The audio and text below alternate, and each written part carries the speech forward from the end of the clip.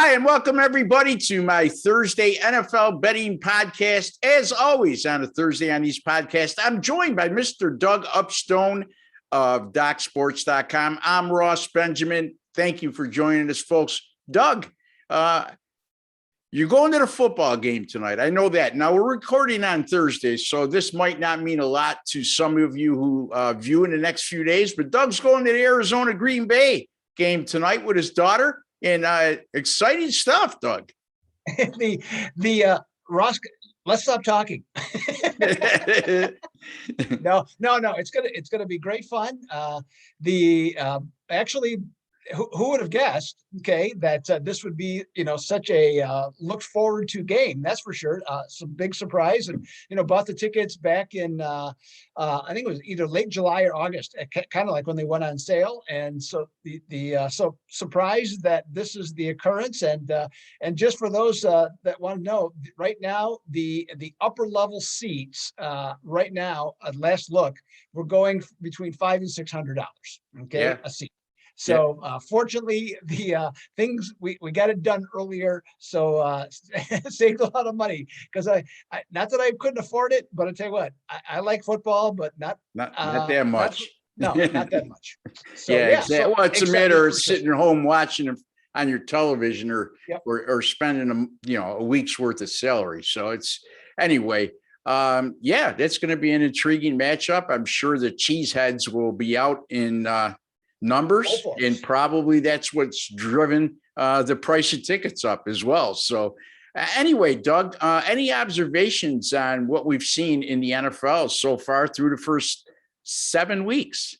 Yeah, well, the thing that caught my eye this past week, and I'm sure you saw it as well, on Monday or Tuesday, whatever day it was, there was reports that the sports books have lost in the NFL 3 consecutive weeks. And, that's an interesting thing. Now, it didn't say that they lost big. It's just the fact that they've lost 3 consecutive weeks. And of course, a lot of long faces and stuff like that. Exactly. I feel exactly the same way, is that, oh, well, that's the way it goes. But the question is as to why. And, in terms of different things, I think we kind of touched on it last week, or maybe it was Monday, is that there seems to be less parity in the NFL this year. And so I think that's a big reason for it. And I, like a lot of people, am in a couple different survivor pools. And actually, the vast majority of people are still alive, as we head into the halfway point of the season. And there's been any number of different ones that I've participated in and have lost in where I was already long gone by now. So I think, the public, I'm not saying the public is smarter this year, but I think just the situation of how football's played out has kind of been gone towards the public in that regard. What do you think, Ross? Yeah, I mean, I agree with you. The lack of parity is definitely an essential part of that equation.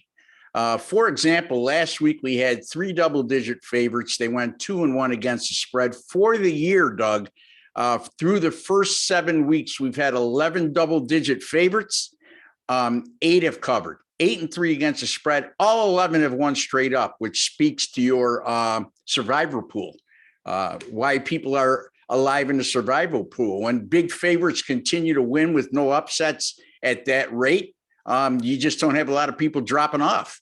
Again, when the double-digit favorites are covering at that rate, the sports books are not going to do well. And, I'm going like this for the sports books. I'm going like that for me, too. I did go 2-1 last Sunday, and I did take advantage of one of those double-digit favorites on the Tampa Bay Buccaneers, easy winner, 38-3 over Chicago. However, that's not customary for me, nor is it normal. I usually look for a reason to go the other way. But like you said last week, Doug, you made a good point. You said, you're looking at there's 7 really good teams in the NFL and 7 really bad teams in the NFL. And I couldn't agree with you more. I believe we have a minimum of 3 double-digit favorites this week, possibly 4, if I'm not mistaken, if you count the Monday night game with Kansas City and the Giants. So that trend, it's not going to continue, and I hate to put rain on anybody's parade, but when the squares are winning, okay, which means the Captain Obvious Sports out there is collecting a lot of money. Now, that's not to say any sports service that's doing well in the NFL doesn't know what they're doing, and they're just getting lucky because who's supposed to win is winning. But for the most part, when you see a trend like that, which is a real oddity, 3 weeks in a row, the sports books losing in the NFL, that's really rare. I mean, because it's one thing in college football when you have anywhere from 45 to 50 games on a Saturday. You're only at this time of year, okay, when there's 4 teams with a bye weekly. And last week you had 3 out of 11 games that were double-digit favorites on Sunday. And I think, if I'm not mistaken, we have some exact again this week. Those things tend to occur when the big favorites are winning. Doug, any thoughts in terms of my explanation? Yeah. I mean, I think your explanation is spot on. And, so I think the thing that people have to do, and this is part of, your and my job, is that, you have to be adaptable. Yeah. And you have to understand if the always the way to do this is to take double-digit dogs. Okay. That was forever, well, that's not the case right now. Right. Yeah. So you have to view, so to blindly play those types of things. It's like people, I mean, we know some guys in the industry that just play dogs all the time. That's all they play. Well, guess what? they're having a tough year. Yeah. All right. So, well, I'm having a tough 3. I did win last week, but up until last week, I had a tough few weeks. And, that's exactly why. But that can happen to anybody. And so sure. I guess the point of it is, though, you just, you have to look at, you have to be adaptable. Every season is different and things change throughout the course of the season. And so from a handicapping standpoint, you just, what you have to do, as I've said this before, you have to find the right side. And so if that's what you do, then you're okay. You're okay. And don't go by preconceived notions. Okay. Go by what the numbers show and what's going on. Yeah. And the contrarian approach is definitely not working over the last few weeks. For example, I fell victim to that. I fell prey to that. I had Kansas City minus the points against Tennessee, and they got crushed 27-3. I mean, the contrarian approach would say, why is Kansas City a 5.5 point favorite at Tennessee? This is a Tennessee team that just beat Buffalo and a Kansas City team that just got crushed by Buffalo 2 weeks ago. There's got to be a reason. The odds makers know a heck of a lot more than the public betting shows. So, but that's not been the case over the last few weeks. I would guarantee you, Doug, that trend will discontinue. And if it doesn't, I will be the first one to raise my hand and say, A, I'm shocked, and B, boy, was I wrong. Anyway, Doug, you got a free play for us in the NFL on Sunday. Yes, I do. And speaking of contrarian, this one I think qualifies. Okay. We got the Dallas Cowboys at the Minnesota Vikings. Dallas has dropped from -2 down to -1.5. So that's been a big change in this game. And the conventional wisdom is to take the home underdog, right? With and Minnesota has been a very good home underdog, okay, over the years, especially with the current coach. And Dallas has been a poor, let's just say a poor team in a certain spread range. And the spread range I'm referring to is +3 to -3. Dallas is only 3-11 since 2019. However, I'm looking at this, and to take the Vikings, at least for me, I would want, I was actually thinking I need 3. 2.5 was close. I would want 3 on that one. But now all the way down to this number, I'm going to go the other way. Okay. I'm going to take Dallas. Now, and among the reasons as to why, Dak Prescott, he is just absolutely percolating right now. This team's averaging 34.2 runs or 30 points per game. The run game is averaging 5.1 yards per carry, and which is third, by the way, in the National Football League. And they're going up against a Minnesota defense that is permitting 4.8 yards per carry, which is 29. So to me, I look at that. That's a real possibility that if Dallas continues to run the ball, that opens up the passing game. I think Dak Prescott is going to be good to go. I know there's been a lot of talk about that, this week about his calf injury, but 2 weeks off, nothing really has. It's been more talk than actual seriousness about this. Kirk Cousins, I've been very impressed with him this year. Okay. He has not made the same types of mistakes he has in the past, but this team still isn't scoring a heck of a lot of points, especially at home. And in big games, well, guess what, Ross? We have seen this movie before. Yeah. It reminds me of Groundhog Day with Bill Murray. Okay. To where you see the same thing happening over and over and over again, where he just doesn't come through in the big games, especially on national TV. I'm going to take the boys in a close one. I'm not saying this is going to be a rout. I think it's going to be a close game, but I'm going to take the boys minus the 1.5 against the Minnesota Vikings on Sunday Night Football. Yeah, and you brought up the rushing statistics for Dallas. Let's not forget, they opened the season with that 3-point loss at Tampa Bay, and they only ran the ball 10 times in that game because they pretty much conceded they weren't going to be able to run the ball against Tampa Bay. Not a lot of teams could, Doug. I mean, that's a team that's been number one against the run the last 2 years. So just think about, to get that average up, what they've done over the last 6 weeks or so in terms of running the ball. One thing I would be leery of is what you said. I mean, Minnesota, not only as a home underdog, in non-division home games, they're like 29-8 since Mike Zimmer took the helm. But you know what? That's just a trend.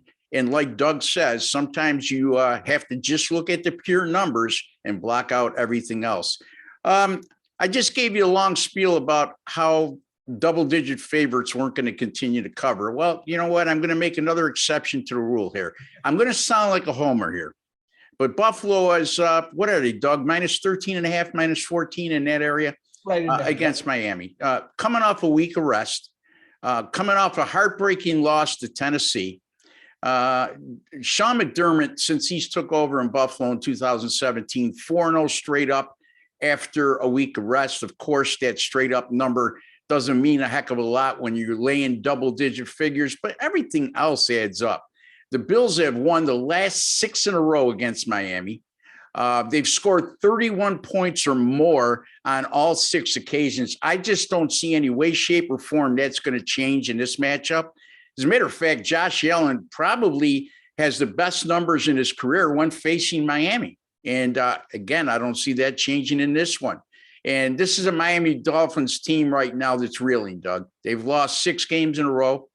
They've lost their last 2, and people will make the case, well, you know what, Ross, they only lost by 3 points and 2 points in their last 2 games. Well, yeah, they also faced a winless Jacksonville team where they lost, and also faced the Atlanta Falcons, who are about as fraudulent as they come as a 3-3 team.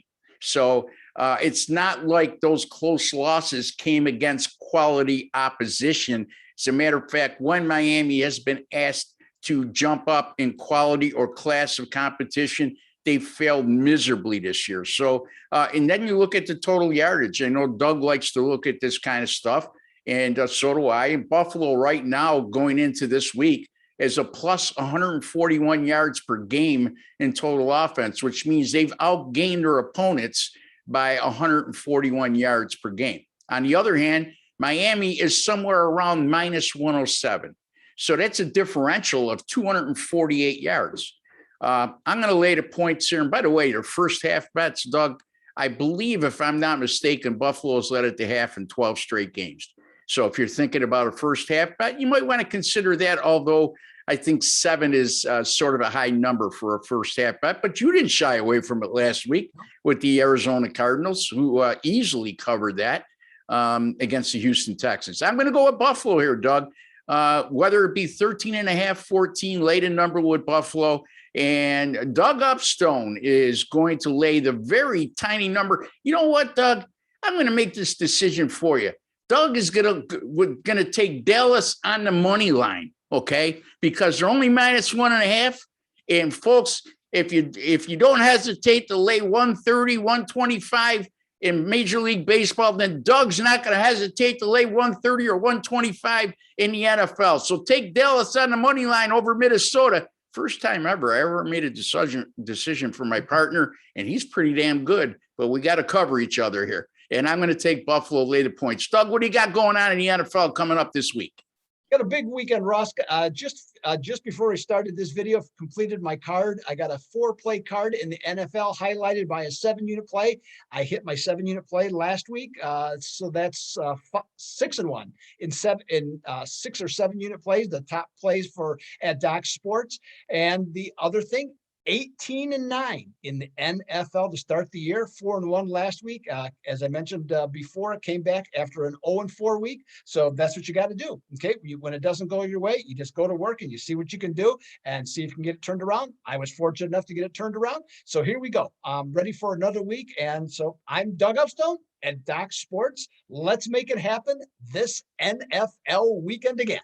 So forget about everything I said about the Squares doing well because Doug went 18-9. No.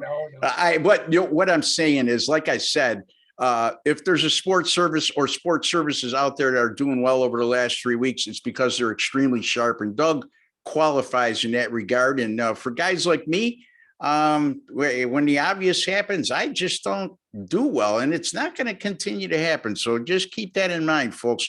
Don't get that false sense of security where you say, this is an easy pick.